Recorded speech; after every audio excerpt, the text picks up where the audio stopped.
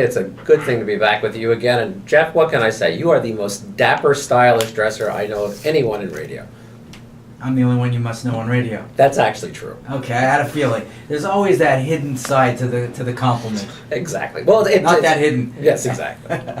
So, Fred, I think I know what the topic is today, but I'll let you bring it up because I like the topic. Okay, let's talk about one of the hardest things, if not the hardest thing, when businesses are going along, which is what do you do when you've got a minority shareholder, and even an active minority shareholder, who basically, for want of a better phrase, you have to get rid of.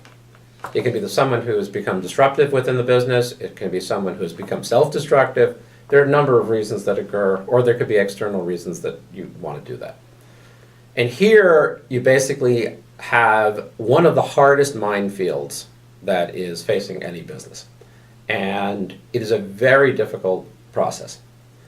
Very difficult. I was in the midst of a very big litigation last year with that where I was an expert witness. It's tough. It is very tough, and you actually have raised the most important thing. There is one family here in Boston, which I will not name, which has provided the city with a series of cases for showing what happens when a family-owned business goes into litigation. Right, and a lot of good press. Excellent press. They have done a wonderful job of allowing me not to have to explain how things can go dramatically wrong.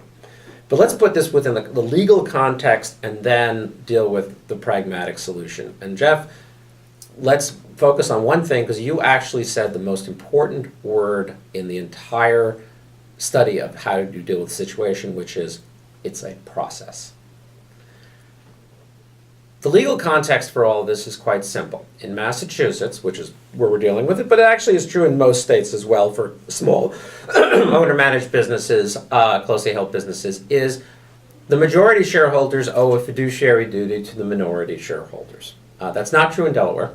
But the board of directors, nonetheless, does owe a fiduciary duty to all the shareholders, and it is held to that level. And by that it means you have to act in good faith and fair dealing, and actually in Massachusetts it's much higher.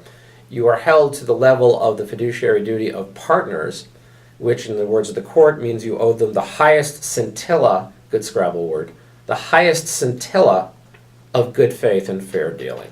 And this especially occurs when you're dealing with them. There are entire treatises written on the quote-unquote freeze-outs of minority shareholders.